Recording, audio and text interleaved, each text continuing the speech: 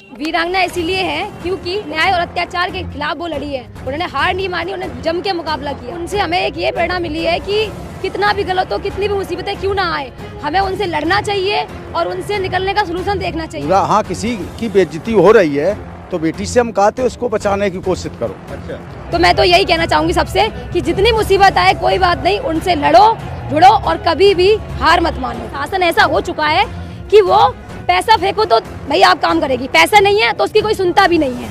तो वही है कि आज खुद इस काबिल बनो, होगा तो देखा जाएगा क्या करेगी पुलिस प्रशासन।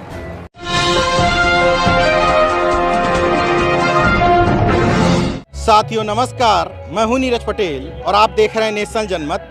जालौन जिले की कालपी तहसील में एक गांव है शेखपुर गुढ़ा।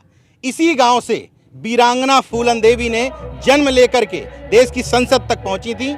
इस गांव में आया, आज उनका यहां जन्मदिन मनाया जा रहा है। मेरी मुलाकात पूजा कश्यप जी से हुई। इनकी इस वेशभूषा को देख करके सबके मन में एक क्यूरियोसिटी थी कि आखिर आप फूलन देवी से इतनी प्रभावित क्यों हैं? क्योंकि मैं उनसे प्रभावित इसलिए हूँ, उन्होंने समाज के लिए काम करा और समाज के लिए काम करे। उन पे इतने जुल्म हुए, उनके ऊपर इतने अत्याचार किए गए, लेकिन फिर भी वो हार नहीं मानी। अगर उनकी जगह कोई और लड़की होती तो सुसाइड कर लेती। और आज के टाइम यही होता है, किसी के साथ गलत होता है तो वो क्या करते हैं, पुलिस प्रशासन चक्कर काटते रहते हैं, पर फिर भी कुछ नहीं होता है। तो उनसे हमें एक ये प्रेरणा मिली है कि कितना भी गलत हो, कितनी भी मुसीबतें क्यों ना आए, हमें उनसे लड़ना चाहिए और उनसे निकलने का सलूशन देखना चाहिए। तो मैं तो यही कहना चाहूँगी सबसे कि जितनी मुसीबत आए कोई बात नहीं, उनसे लड़ो, जुड़ो और कभी भी हार मत मानो। जब फूलन देवी के नाम में वीरांगना शब्द यूज होता है तमाम लोगों को तकलीफ हो जाती है। आप कितना सहमत हैं कि फूलन देवी वीरांगना थी? फूलन देवी वीरांगना इसलिए थी क्योंकि उन्होंने अन्याय और अत्याचार के खिलाफ वो लड़ी है। उन्होंने हार नहीं मानी, उन्होंने जम के मुकाबला किया, इसलिए वो वीरांगना कहलाई। अच्छा, आप कितने पढ़े लिखे हैं? BSc final. बीएससी कर चुकी हैं? हाँ, डी फार्मा कर रही हूँ मैं, प्लस एसआई की तैयारी। अच्छा, तमाम स्कूलों से इस तरह से खबरें आती हैं, लड़कियों के साथ छेड़छाड़ हो गई, दूसरी मंजिल से गिर गई, सुसाइड कर लिया, ये कर लिया। ऐसी लड़कियों को क्या बताना चाहती हैं आप कि उनके लिए शिक्षा कितनी ज़रूरी है और लड़ना कितना ज़रूरी है? मैंने फूलन देवी की एक स्टोरी देखी थी। उन्होंने जेल से निकलने के बाद 11 साल की सज़ा काटने के बाद उन्होंने अपनी पढ़ाई जारी की। जब भी उन्हें टाइम मिलता था वो पढ़ाई करती थी। कहती थी कि जब भी मैं इस सांसद में आई हूँ, अगर मेरे 26 बड़े लोगों के सामने जाती हूँ, सामने फाइल रखी होती है, जब मैं पढ़ नहीं पाती हूँ तो बहुत अजीब सा फील होता है, गिल्टी फील होता है। तो इसलिए पढ़ना भी ज़रूरी है, शिक्षा बहुत ज़रूरी है और सशक्त होना भी बहुत ज़रूरी है। निडर होना रहो और अपने अंदर खुद इतनी पावर बना के रखो कि सामने वाला तुम पे उंगली ना उठा सके। और गेटअप जो बनाया हुआ है आपने, इस गेटअप से भी कुछ सामाजिक संदेश है, इसके पीछे क्या संदेश छुपा है?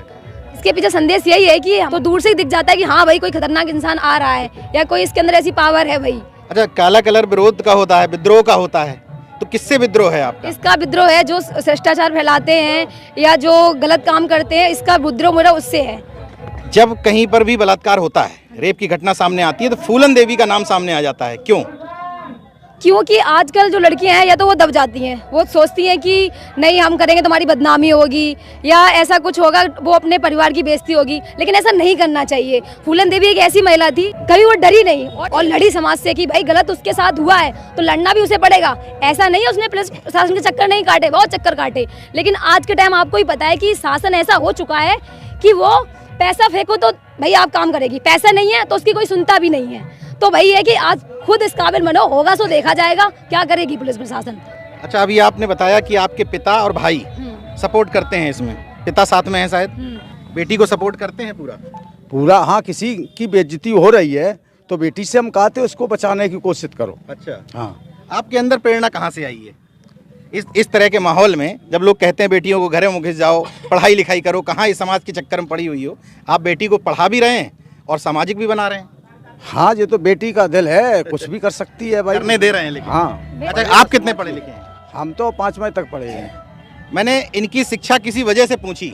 तमाम लोग जो बहाना बनाते हैं कि हम बहुत ज़्यादा शिक्षित नहीं थे इसलिए बेटियों को पढ़ा नहीं पाए, खुद 5वीं तक पढ़े हुए हैं, लेकिन तमाम सारे डिग्रीधारियों से ज़्यादा विद्वान इस मामले में हैं कि बेटी को पूरा छूट दिए हुए हैं। भाई भी आपके साथ में है? भाई हैं आप? अच्छा, आप भाई हैं। आपकी बहन महिलाओं के लिए काम कर रही है, पढ़ भी रही है, कितनी खुशी होती है और कितना सपोर्ट करते हैं बहन? बहुत ज़्यादा खुशी होती है और पूरा सपोर्ट रहता है हमारा। तो कहीं भी कोई दिक्कत आती है तो मैं वहीं पहुंचता हूं, चाहे वो दिल्ली हो या कोई भी एरिया हो, कहीं भी मैं एनी टाइम 24 घंटे उपलब्ध रहता हूँ उनके लिए। मैंने बहन के साथ? बहन के साथ मैं मेरठ में पढ़ती हूँ। आज मेरा वैसे प्रैक्टिकल था डी फार्मेसी का। लेकिन बहुत रिक्वेस्ट करने के बाद मुझे छुट्टी मिला। मैंने कहा सर देख लो सर कैसे भी करके, तो मुझे सर ने ये बोला है मुझे नहीं पता, कल हर हाल में 8:30 बजे चाहिए। मैंने रात को मैंने अपनी फाइल कंप्लीट करनी थी, मैं 9 बजे लिखने बैठी, मैंने सुबह 4:30 बजे कंप्लीट कर पाई। अच्छा, वो लोग जो अपनी बच्चियों को घरों में दबाते हैं, इन अभिभावकों के लिए क्या मैसेज है? कंडीशन ये है कि बात क्या है कि कुछ बच्चे ऐसे होते हैं कि जिन्हें माँ बाप छूट तो देते हैं पर वो क्या करते हैं, उन अपनी छूट का गलत यूज करते हैं वो।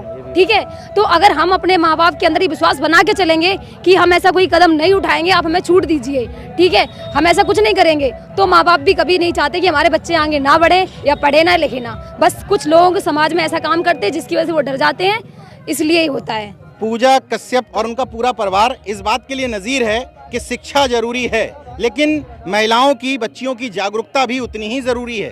शिक्षा भी पूरी कर रही हैं, अपनी सामाजिक जिम्मेदारी को भी ठीक से निभा रही हैं।